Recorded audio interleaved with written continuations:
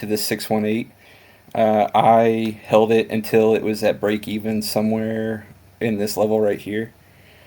Then after it broke this point 0.5 right here, I entered a put position and I took a trim back on this green line. And once again, like a dumbass, I held it until it went back to break even, back up here. And then the rest of my trades were all just trying to catch a trade in this chop here, this chop here, this chop here. It was just a bad day for me. I get that. I thought it was gonna break out like every single time, and it just wouldn't. And I that's why I get that confirmation. Yeah, it was not my best trading today for sure.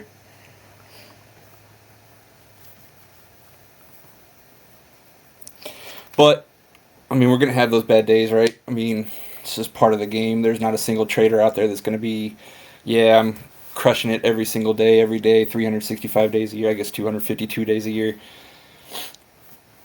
Yeah, and even like those, like where do you take your position first? Do you trim at like 20%? It depends. I'm trying to get more to the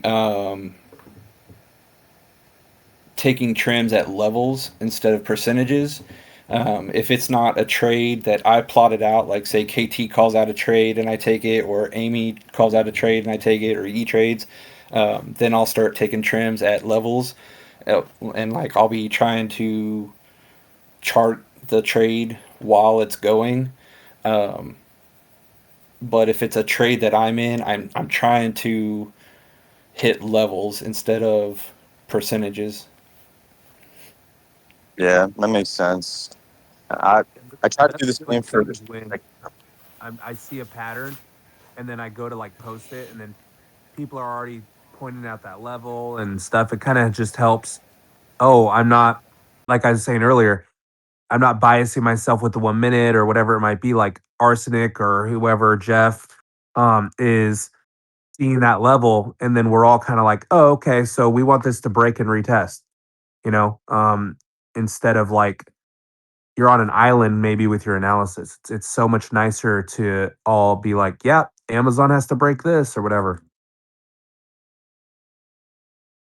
yeah, it's definitely helpful. Like posting about it in the chat, uh, like when I'm like, oh, IWM calls or puts, and then you're like, you just mentioned something about waiting for confirmation, or we're right under the CMA, whatever it is, makes you think an extra second, and I think that's definitely helpful to like we don't I don't know, I rush a lot into trades. Like I feel like I'm gonna miss it all the time when there's like multiple hundred to 1,000% moves every single day. So I definitely want to slow it down a little bit.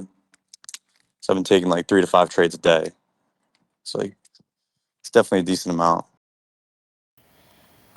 Yeah, man, it's really hard to keep up with the chat and watch trades and post your own trades and keep up with what's going on with like Amy's channel. And if you're one of them that watches like the bot channels, everything that's going on, it's so much. And then to try to like I don't know how KT does it with posting his updates while he's in a trade and all that because it's just so much, man. Yeah, what helped me honestly is not that it's all noise, but you gotta like really hone in and focus on like specific things. I would be looking for AMA swings, KT day trades, AMA's morning 300% Tesla pump every day, and E Trade's posting his chart. I'm like looking at all these things, taking them all in. It's good, but like I don't really have the type of mind where I can like go 100% all different directions. I need to like focus in on one thing. So I've been doing more like spy and like just spy IWM, just focusing on that and kind of like tuning out the rest of the stuff. And I think that's been super helpful.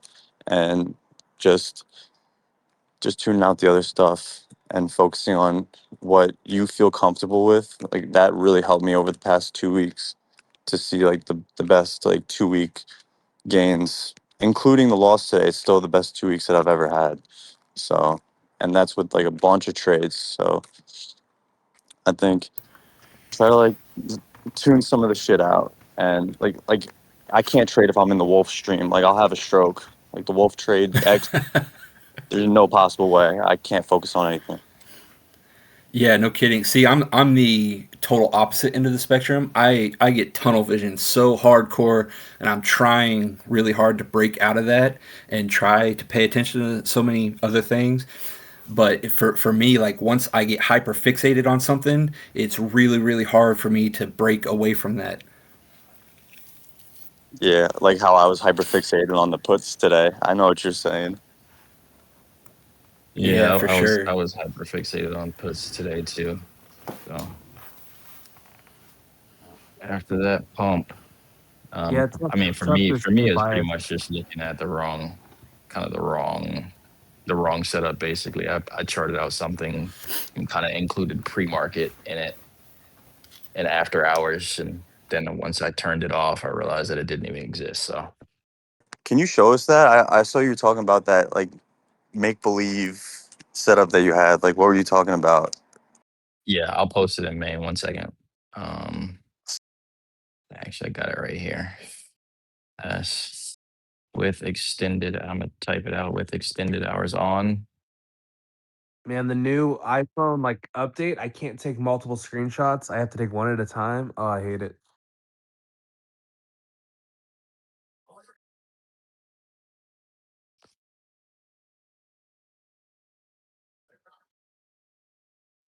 And then on the 15-minute, I got the confirmation that I was looking for, and then it popped right back up. So So for the second one with the extended hours off, is it like you didn't move those trend lines? That's just how it looked with one on, nope. one Yes, off. as soon as I cut it off, that's exactly how it popped up. So once I did that, I was like, oh shit, that was my mistake for the day. And so Kind do of it was pretty crazy. you think that charting with pre-market hurts you more than it helps you? In this scenario, yeah, typically it helps me, but in this scenario, it did not. So Yeah, it's a tough one. um, Like when, how do you know when yeah, to chart it with and when to not? I think I'm gonna for the next couple of days. I'm probably gonna try to chart it without because I do notice that I have a tendency to overlook kind of whether or not that move is happening in pre-market or after hours. I mean, during market hours or after hours. So I'm probably gonna I, try the next couple of days without it. I See have how the that like goes. you guys see me with like my blue lines and then I have an all-time high chart. Um and yeah, sometimes I have them on, sometimes off, and it's like it's just like you're going from the 2 minute, the three, the five, looking for a clearer picture with extended hours on and off. What is clear? You know, sometimes Yes. it's Like what you posted there, KT, I don't even do that. Like I don't if something falls out of a channel, I don't try to put it back into a channel typically. So like well, those what I kind channels of posted drop out there and was you it's today there was that false breakdown and your like price breaks out and then goes right back in the channel. Like bulls bring it back into what was happening before, or bears, right? So I was just like, oh, well, yeah, if that drop didn't happen, we're back in. You know what I'm saying? Like if you play it back up, good for you. Like yeah, you're getting that drop, you broke the trend line, you got the micro flag up with the retest on that wick. Like you see that higher low wick. But eventually you just get back in that channel and it could just keep riding that up, for whatever that anomaly was. Could have been Trump news, could have yeah. been, you know, I'm just trying to follow the price action. Where are the most touches? And if you can touch them with a straight line, you have something there. Gotcha. Yeah, that's pretty much my issue today though. And then obviously we got the 15-minute candle there and we got a bit of a drop, but I expected I obviously took it kind of off that the candle that followed and then it popped right back up. So Sometimes it feels really easy to trade like what everyone's calling like when KT's like don't trade this chop. Sometimes it feels like it's Yeah. big enough like megaphone type chop where it's like pretty like simple to ride it up and down. But I Yeah, don't know, like exactly. today's chop was much different feeling to me. It was very, I squeezed out these two trades and I was up like 5%, and then I just got wrecked on one, which totally my Yeah, fault. I would have been green on the day if I just stayed true to my rules. But it was like a weird feeling trading day for me. I don't know. and I'm like, oh, I took 8%, I took 12, I took a 5% loss, and I'm just like, what am I doing here? So much. You have two things: mental capital and regular capital, and sometimes your mental capital is getting zapped when it's not a clear picture, and then when the move comes later, that's why E-Trades is like, yeah, I just waited and got in, and I'm like, while you were waiting, I was scalping like an idiot. I mean, I'm glad you can wait, and like, I don't have that ability or whatever, but I have to be like, I'm going for a walk, I'm doing whatever. Like, it's not a clear picture. I mean, it sucks to do, but you got to think you're using up your mental capital, your energy, and your real capital. You have no buying power left for when the like kind of quote unquote real move happens. So, That is exactly why I had to start separating myself from 10:30 a.m. to like 1:30 p.m. I have to shut down my computer and I have to remove myself from it because I will sit here, I will take trades and chop, I will force trades. Like I know myself well enough by now that if I don't remove myself from the situation, I'll wreck myself in the market during lunchtime chop. Yeah, it's good I think anyway. like my biggest thing today, honestly, was like I think KT, you might have heard it earlier when I was like QQQ's going back to 611 today. So then turn around and try to play a fucking short on my end. I'm just like, yeah, that was the stupidest move ever. If I'd have just stuck with my original thesis of what I thought I saw until I oh, decided to yeah, draw that channel, I'd have been chilling for the day.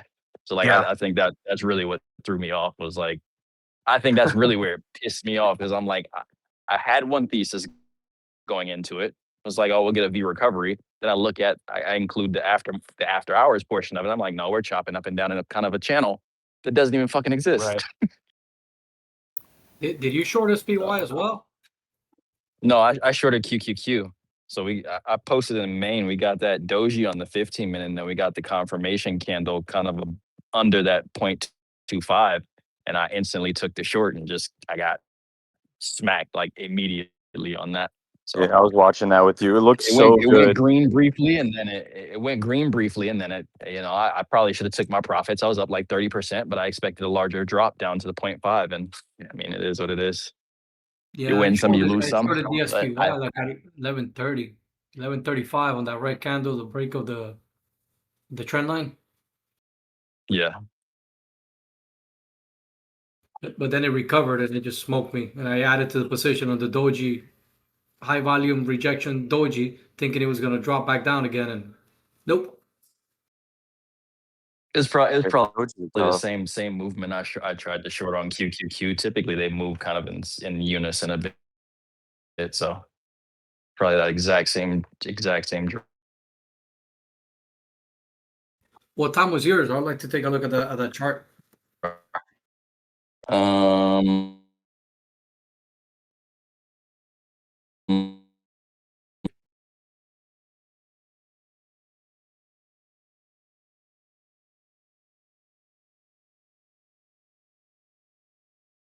Was that 1058? No, I'm not That Italian. is I'm Colombian.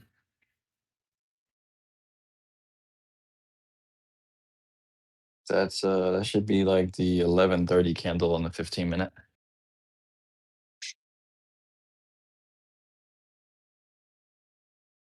Yeah, it's pretty much the same trade I took then, except Yeah, that it it's pretty much recovered. the same thing. You Yeah, got we you got got the you got the confirmation and everything, and then you just didn't get the follow through. It happens. no follow through, but my dumbass doubled down. Oh no, I cut mine as soon as it popped a butt. So my thing is if I'm gonna take a trade like that, and that's kind of where I protect myself a little bit. If I'm gonna take a trade like that, as soon as it gets back to the top or at least beyond midway, and you get a candle close above kind of 50% of that candle body that you thought was a confirmation So pretty candle, much I'm once out. we got that piercing green candle right after, like around 11:45, you were out. Yeah, for sure. I was out as soon as I get any so I'll drop to like the 5 minute there, right?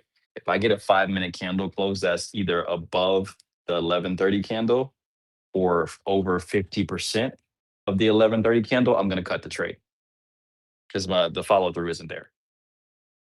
Like on this one, I did kind of delayed and wait and probably waited until we got a little back over the candle body itself to cut the trade. But as far as doubling down, no, I wouldn't have doubled down there for sure. Yeah, I was very biased, with Trump speaking and everything. I'm like, yeah, I'm gonna hold this, and I held that Me sucker too. all the way to close. Yeah, but like if you think about it, right? Like think about it in this fashion. If you're taking that trade, right? You're gonna the the following candle should be your follow through candle. So if you don't get the follow through candle, you're essentially invalidated on the trade already. Does that make sense? Yeah, that happens a lot. Even when I'm watching 1 minute, if it happens that way, it might do like a little 1 or 2 minute doji candles, and then it'll. If it doesn't go on that second candle, it's typically fucked.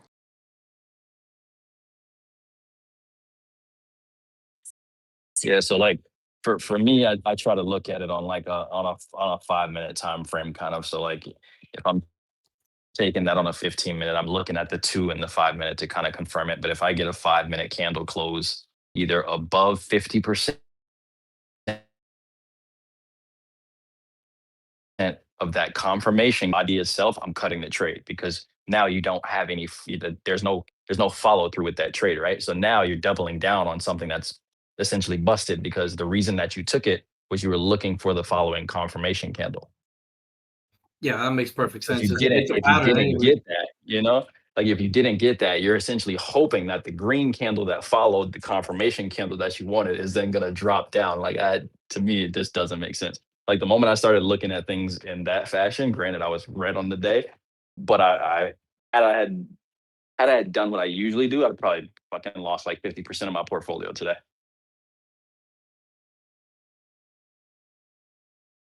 Well, it's Damn, you good that were you, you, you bro. were you weren't that big. Yeah, no, I tried to short cues twice based on kind of what I saw there, and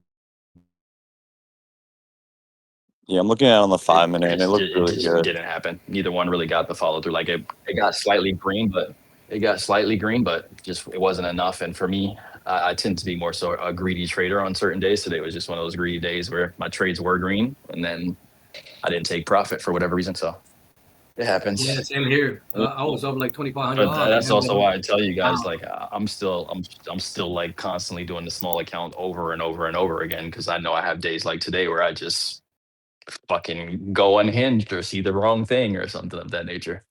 Other than like sizing, how much positioning I'm putting in my trades, the only reason I still have this account that I've had for like 3 or 4 months now is just because every time I hit 20%, I sell half.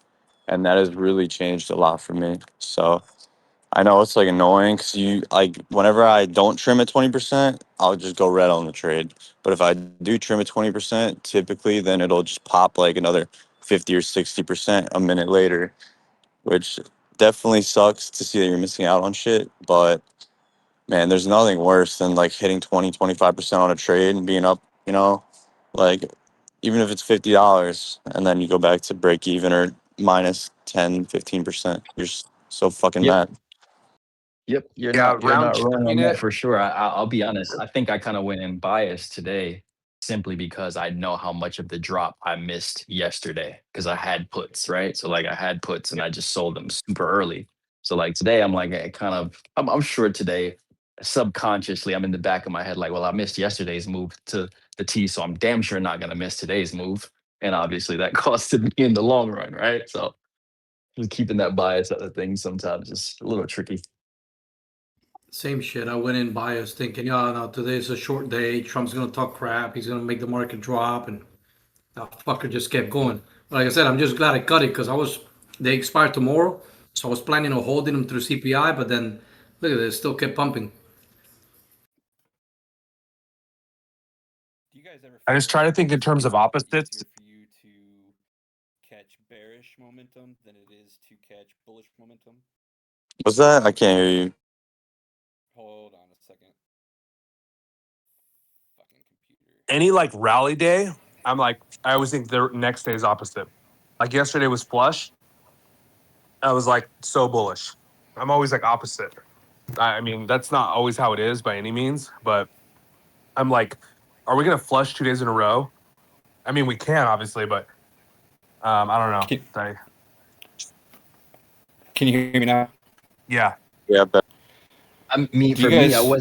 I wasn't even looking for us to flush all day. I was looking for us to pull back into like a 50% retrace on that pop from yesterday up to the high that we kind of had into that channel. So like for me, that was an A+ setup. It just the setup wasn't actually real. So like that's where I'm kind of today. I'm kind of torn between like do I beat myself down because I I fucked up a trade, or did I actually take an A+ trade based on what I thought I saw? I absolutely I mean, I'm not looking at the thought I chart, saw the but right yo, thing. It was Diddley, an your A mic's fucked up. plus setup. yeah, It it's just cutting out arsenic like a wasn't lot. really. It didn't exist. So Like Is that it's fucking New York City's trash, man. it was just Can you guys so hear me bullish better now? today.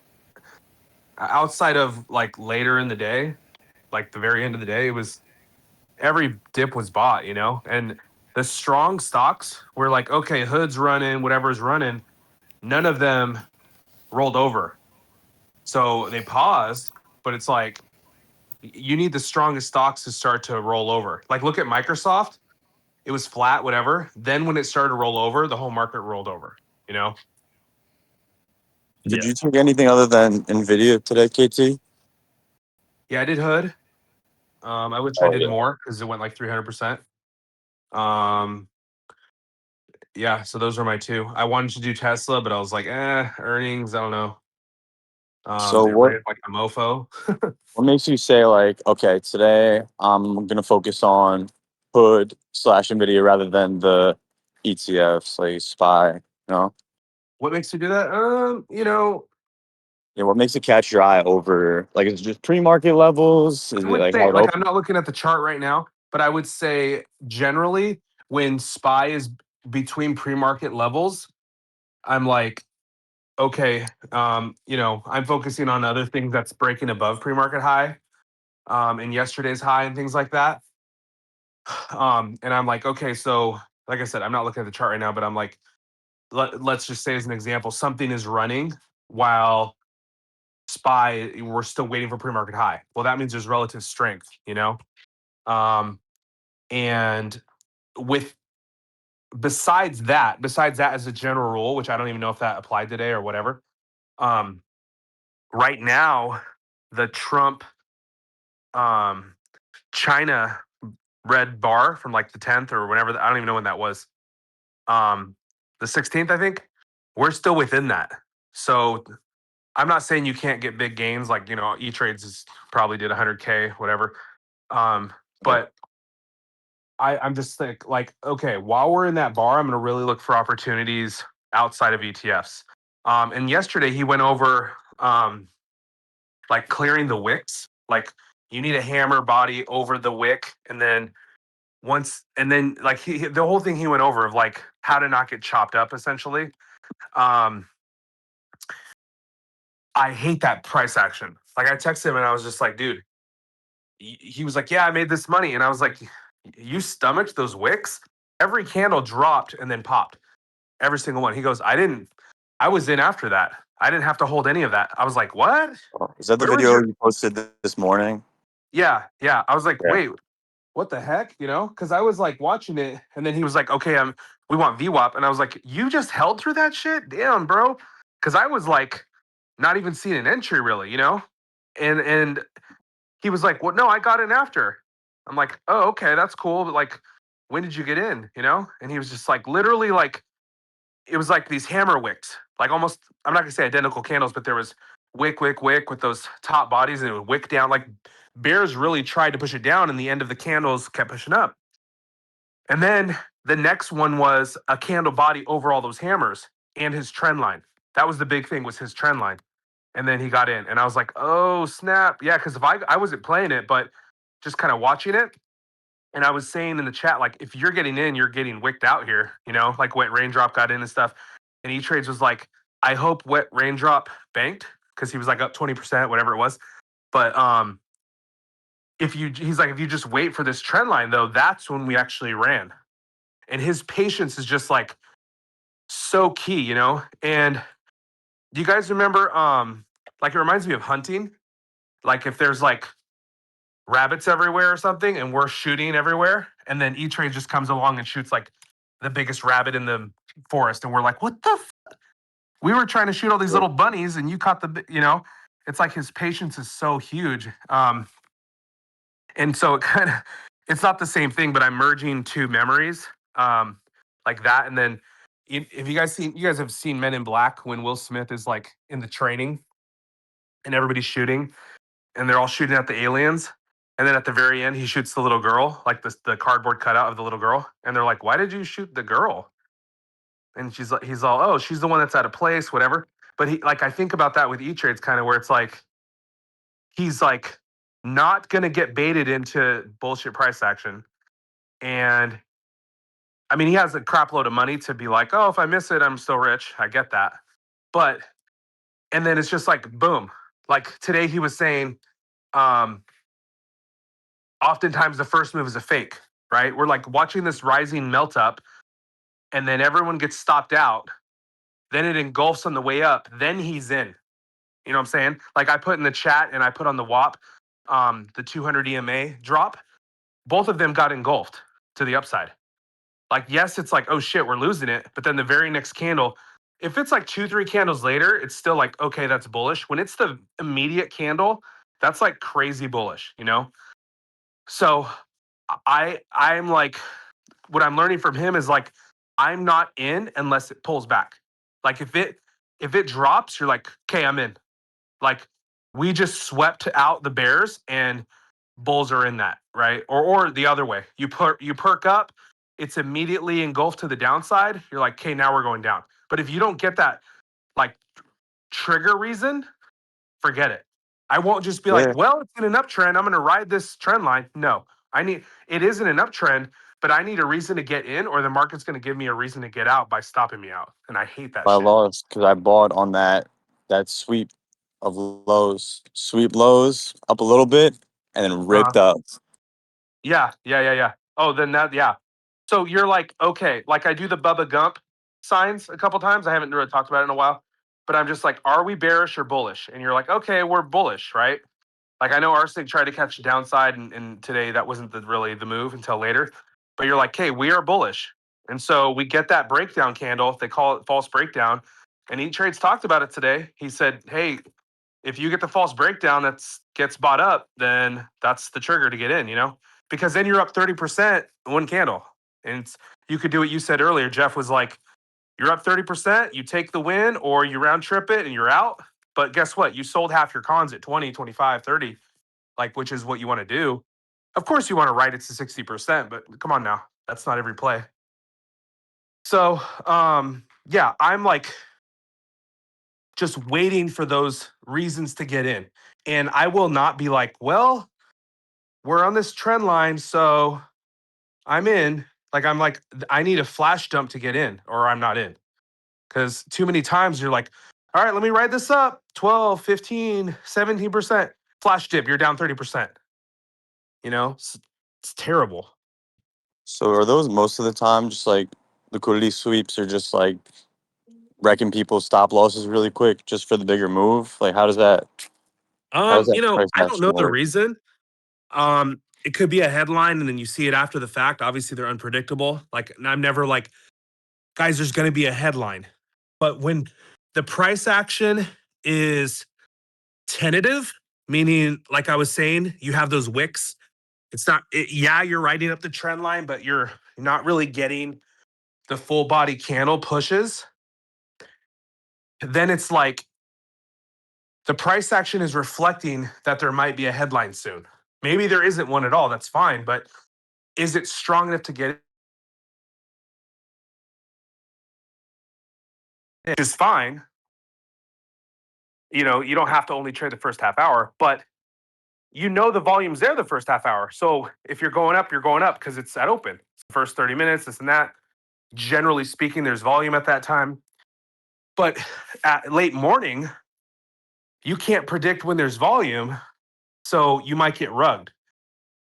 So you don't know when that's going to happen. And so I'm thinking to myself, the bracelet, what would E-Trades do? And what he's taught me is instead of just getting in, look for a trend line. If that's not there, look for a reason to get in. And just we're going up isn't a reason.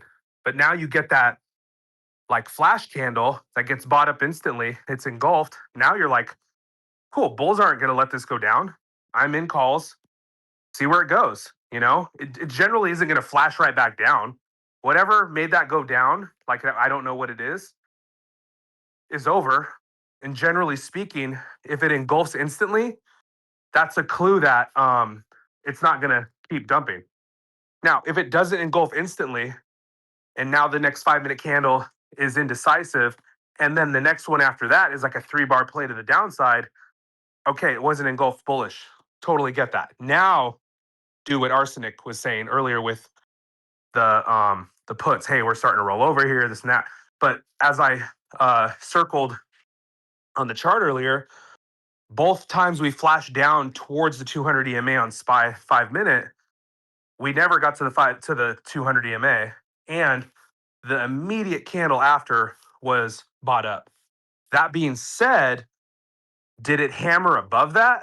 Like it was still like tentative. It was still like thin ice, right? And it just, I didn't like the price action. So even though that happened, I still didn't see the follow through. And that's why I didn't talk about SPY much at all today. Because I was like, I don't like that. And when you look at like Hood and Nvidia, the dip was bought yesterday, on Nvidia, closed over 180. And then Hood rode the 9, like every single dip. Like when SPY dropped and stuff, Hood just sat there and waited. It was like super relatively strong. And if you look at the daily on Hood, it was like very much due. And I think we got over the candle body on the daily. So it was like a lot of reasons to play those. And then I'm like into trades. And I'm like, why am I even messing with SPY? Now, IWM ran, I missed that. But like, I was just like kind of easy mode. Both Hood entries went 40, 60%, like pretty quick. And then NVIDIA went, I'm just like, why am I even touching SPY when people are kind of arguing about it and Hood's just running? You know what I mean? That was kind of it. Yeah, definitely. Hood is All right, actually well, looking pretty good on daily. Yeah, Hood. If you buy time on Hood calls, you'll bank no matter what. It's like no matter what. If you buy a month out, like even the highs and wait, you might drop. It might be down 30, 50%, which would suck. But it's going to come back up because it's just so strong. When it had those like 4 or 5 days where I think 4 out of 5 days was red, I was like, dude, any calls like 2 weeks out, you're good. Just, let's say you put in $1,000. The next day it's red again, just put in another 1,000. I hate to say just keep averaging in, but like, look what happened. It's gonna go back up. Like Hood's it's just a runner. Like the day when it was down with the AWS, didn't even drop. It's like, okay, it's down almost all day, and the stock is just either flat or running. That's pretty bullish. Anybody in swings right now for Hood or no? Yeah, I'm No, out, guys. Have a took good it all night. today. Thank you for the info. Yeah. No, so I think like this move happened on Hood, and so anyone in swings or like day trades, it ran pretty hard today. So I would kind of personally wait for the next dip to get in. Like today's the day that Hood people took profits, in my opinion, the whole way up. You know what I'm saying? Yeah. So time you get a couple red days on Hood, I think that's a great entry. Yeah, that was a pretty bullish candle here, yeah. Breaking above the EMAs on the daily. But yeah, I'm gonna wait a little bit, see what it does in the 4 hour. Yeah, exactly. Well, Hood And pulled if you back look into at the daily, like keep looking left, it doesn't stay under the daily 9 and certainly the 21 for more than like a day or two. So it's like, it's like, all right, let's say you're down 30% on calls. You're like, shit, KT said Hood dips or buys. I'm sitting here 30% down. This sucks. And then it's red again. Now it's like even more of a buy, in my opinion. Of course, it could go down the next day. The 30% down could be back to even the next. But if you're like, oh shit, we're down again, I'm down 40, 50%, like my entry sucked. To me, it's like an ad spot. That's just like, I'm not going to sit here and say constantly add a losing position, but, on swings, I'm never in full the first night. I always leave room on swings. Like if I'm in like 5 contracts, like Nike was flat for a couple days, it's like, oh cool, I'm gonna add because it's flat, it looks good. The position is red, but I would still get in right now. If that's the case, go for it, And then like Jeff was saying earlier, you get that 20% pop even on a swing. It doesn't have to be a day trade. You're trimming. Like that's what we did on Nvidia yesterday. Pop 30%, trim. It came down, of course. You could have bought whatever, we don't know what's going to happen, but it held that whatever spot. It actually closed above 180. Nice push today. Amy actually got into another swing on it, for the 1031, which is pretty aggressive with CPI in the morning and stuff. Yeah, I think If Nvidia is going to be good. we get a nice I like pullback the November CPI, I might get into some swings. Yeah, INTC had good earnings. AMD's running off of that. Nvidia's lagging the INTC move. I don't know if Intel mentioned AMD in their earnings report, and that's why AMD's going. I don't know. I didn't listen at all. But in the morning, they just had an announcement of a collaboration with Uber. I saw that. That was Nvidia and Uber, though. That was not. Yeah, it was Nvidia and AMD. Uber. Hey, how you guys like that Tesla? Tesla really ripped today. Yeah, it did. It's the same thing. Like, I wouldn't add it here. Like, I think the ad was after earnings. I thought it would run tomorrow. It went. It's like, okay. It hits its head on 450 all the time. So I would not be shocked to get back to like 435. If it can close the weekly candle over 450, that would be amazing, especially right after earnings. It's kind of like what I was saying with SPY. You get a breakdown and an immediate buy up. So Tesla pre-market was down 3.5%, and then it ran all day. That's pretty damn bullish, Yeah. So I think with options, it's already pretty dang volatile. So maybe you do TSLL. But no, I hold shares. Nice it'll be nice to have the Tesla contracts be back to normal, because this week it was like $1,800, 2 strikes out of the money. It was like insane. So we couldn't really play it. And then everybody that played earnings got completely smoked. And everybody that waited after earnings and said, hey, I'm going to add Tesla here on the drop or whatever, if it was options, they just banked like a mofo, I mean, you'd have to have some pretty good foresight to say, hey, Tesla's going up today. But like Justin and Chaz were in next week's 450s, which went like 60% or something. I think they even almost got in the money. Yeah, they banged. Pretty insane. My shares, I mean, my that move was crazy. It sure was. I actually took some profit in some of my long-term portfolio. So, it went up so much, I figure I'll cut a few shares, wait for a drop, and then I'll re-add. Yeah. Yeah, I like that. I think eventually it clears 450 and doesn't look back. So I think we'll see all-time highs on Tesla from here next year. Yeah, it needs 500. All right, you guys. I'm out of here. You have a good one. All right, fellas. See you guys tomorrow. Tomorrow as well. I gotta go get some rest. It's nice talking to you, everyone. Guys, have a good night. See you guys. See you. All right, amigos. Have a good night. AKT, it's funny as fuck. You were talking about Hood buy every dip. It's funny because I have the exact opposite theory on PayPal, is short every pop on it. Oh yeah, dude, absolutely. Absolutely. Yeah, and look at last week or what the week before. Everyone's like, "Oh, PayPal's looking good." I saw people posting 100% on weeklies. Good for them. That's they took the risk. I'm sure they banked, but it ended the week lower than it started. It's just such a pump. PayPal, dude, come on. Stripe shouldn't exist. There's all these others because PayPal, they don't innovate. PayPal is like it's like Blockbuster, dude. They're It's terrible. it, And if anyone's had it's a only business with PayPal, alive.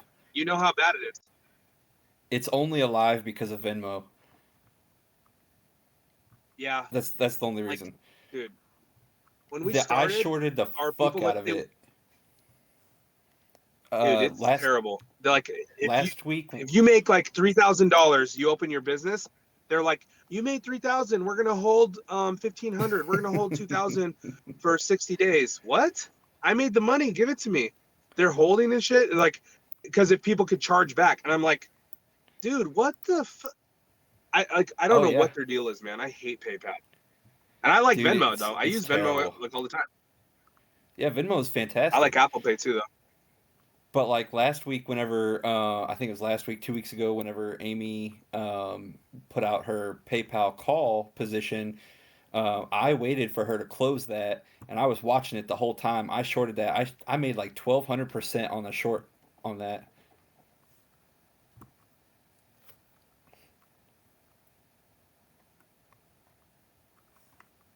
Yeah, Amy did a PayPal call. That's right.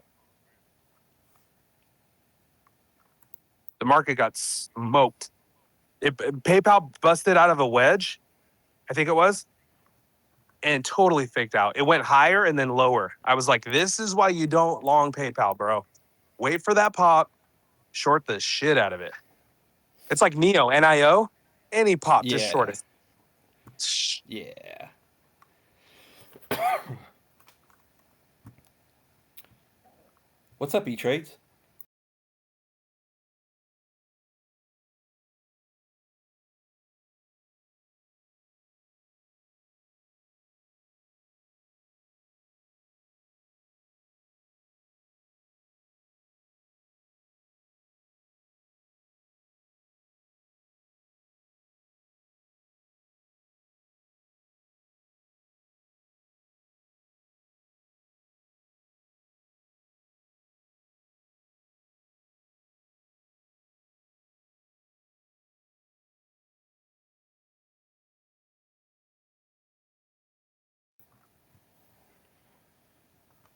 All right. Well, nobody else is going to talk about their awesome or shitty day. I am out of here. Y'all have a good night.